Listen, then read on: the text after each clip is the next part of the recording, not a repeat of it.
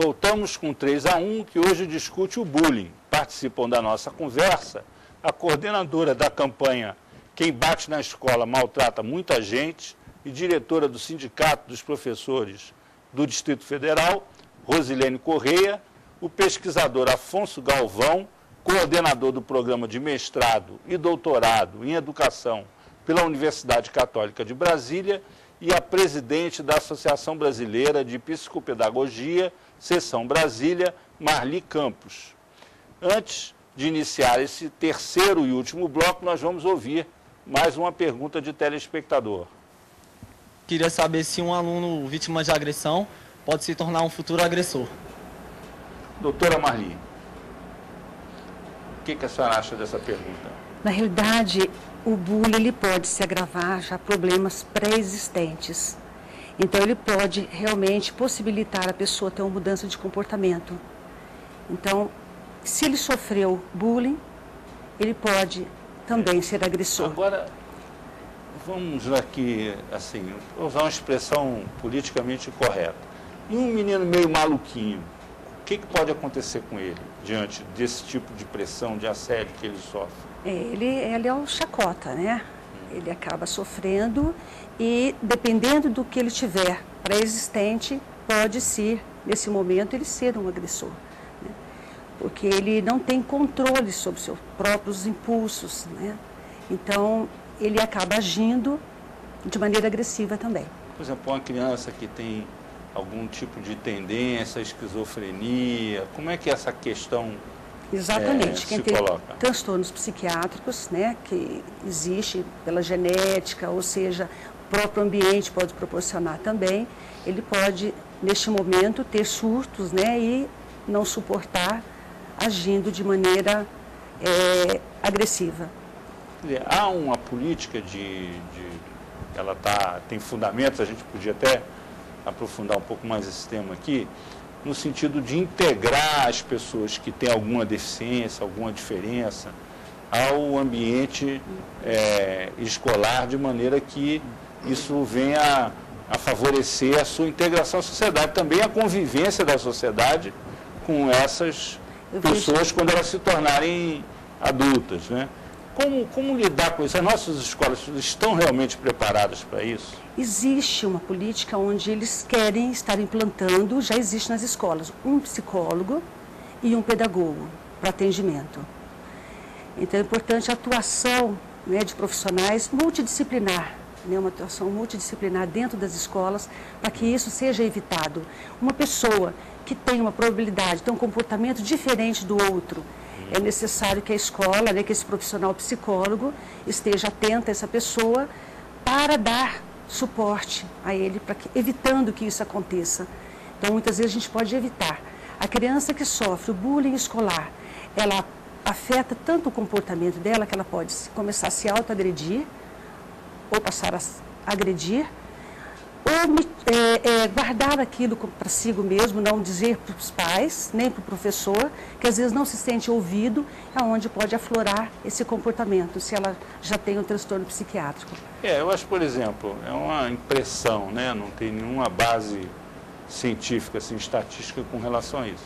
Mas, por exemplo, a síndrome de Down é uma coisa que hoje é um tema que é conhecido, as pessoas cada vez mais sabem lidar com isso, as crianças e os jovens estão cada vez mais integradas, têm vida ativa, social ativa, muitos trabalham, houve um avanço enorme com relação a isso. Que tipo de experiência pode se tirar disso para enfrentar esse problema numa escala maior? Toda criança, aliás, todo indivíduo, né, que sofre de alguma forma, às vezes quando pequeno, ou seja, dentro da escola, é necessário, eu sempre digo para os professores, ouvir os seus alunos. Ouvir o olhar é importante. Determinados comportamentos que o professor observa do aluno dentro da sala já é um primeiro diagnóstico. Então, quando chega até o profissional, então ele pode já vir, os pais virem com aquela queixa da escola. Então, pode evitar, sim, um problema social, psicossocial ali dentro da escola. Então, às vezes fica evidenciado que aquele comportamento veio de um sofrimento. Então, é importante que faça essa parceria, né? Escola, família e o profissional, para que juntos, né, possa ter um olhar diferenciado sobre as crianças em processo de aprendizagem. Professor Afonso, você que é consultor da Unesco, que se dedica a estudos e a pesquisas com relação a isso, o que mudou em termos de paradigma para lidar com esse problema da diferença, da desigualdade dentro das escolas? Seguinte, inclusão é algo fundamental. Todo mundo aceita que a inclusão é importante, até porque todas as pessoas têm suas diferenças. Alguém tem síndrome de Down, mas alguém tem timidez, alguém tem alegria em excesso, alguém tem o pé grande, alguém é gordo, bom, todo mundo é diferente, não é? Então a escola tem de lidar com essa diferença e tem de saber trabalhar a diferença e construir a ideia de que a diferença é algo importante, bom e benéfico para todos, né, para começo de conversa. Segundo, há algumas diferenças que envolvem um trabalho técnico mais elaborado. É o caso da diferença vinculada, por exemplo, ao aluno que tem síndrome de Down, ou mesmo algum tipo de surto psicótico ou alguma coisa vinculada à esquizofrenia. Então, é lógico que tem de haver também um preparo por parte da escola para atender, né, as especificidades da diferença. Agora, a inclusão é algo fundamental, é algo muito importante e tem de acontecer mesmo. Tendo dito isso, a escola realmente tem uma dificuldade de trabalhar também por causa das condições precárias de trabalho do professor. Eu não sei se o senhor tem o hábito de visitar escolas públicas, mas a situação é bastante precária, de salas superlotadas. Um professor tendo que passar um conteúdo enorme, por exemplo, especialmente no ensino médio, e uma pressão muito grande em função de conteúdos, mais do que em função de resultados, mais do que em função, digamos assim, de um trabalho de formação e de valores para a vida, por exemplo.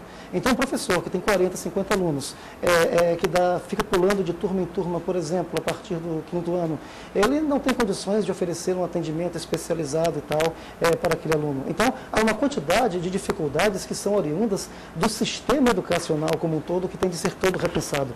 Condições de lidar com isso, condições técnicas, a gente tem. A gente tem condições de oferecer, por exemplo, soluções muito adequadas para esses problemas. Algumas escolas brasileiras que, apesar de tudo, acabam desenvolvendo boas práticas, oferecem condições também. Mas o Estado tem que fazer a sua parte. A partir da Constituição de 1988, né, de fazer universalizar a educação, o ensino, somente o ensino fundamental, ampliar o ensino médio, e muitos dizem que isso implicou em perda de qualidade, que agora seria a hora da qualidade. Tem essa discussão também sobre a promoção automática, né, e por aí vai. Onde é que, vamos dizer assim, que a escola pode dar um salto com relação porque são dois aspectos. Um é do conhecimento específico, de base curricular e tal. O outro é com relação à convivência, ao exercício da cidadania. Essas duas coisas caminham juntos, mas não são a mesma coisa. Onde é que se pode dar um salto aí com relação a isso? Bem, há uma pesquisa, há um campo de pesquisa muito forte em relação à chamada educação moral, educação para valores. Não é? Evidentemente, houve até a pesquisa aponta isso, houve um desprezo muito grande por isso, por conta até da antiga educação moral e cívica, que era praticada à época da ditadura militar. Não é? Então, houve um desprezo muito grande. Esse tema foi retomado a partir, evidentemente, das situações de violências que estão sendo vivenciadas pelas escolas. Então, a formação moral, evidentemente, tem uma roupagem muito diferente daquilo que era praticado à época da ditadura. Então, educação moral, sim, caminha junto com a educação de conteúdos, a educação de formação caminhando junto com a educação vinculada mais à aprendizagem institucional. Ambas são importantes, ambas preparam para a vida, mas isso exige uma reformatação da escola.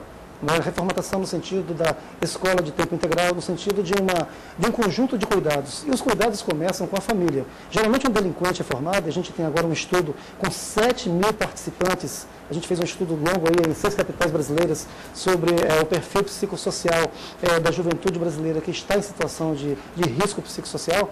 Então, a partir desse estudo, nós concluímos o seguinte: quando um delinquente juvenil aparece, ele aparece em consequência de um conjunto de falhas vinculadas à família, de falhas vinculadas à escola e de falhas vinculadas ao Estado, né? Então, de alguma forma, o Estado tem que ser capaz de cuidar da família. Um delinquente, ele é consequência. O delinquente juvenil, ele é consequência de família desestruturada, ele é consequência problema social, ele é consequência de uma escola que não dá conta dele também. Então, de alguma forma, a escola não consegue responder adequadamente àquela falha que é da família e que é da comunidade externa dele em primeiro lugar.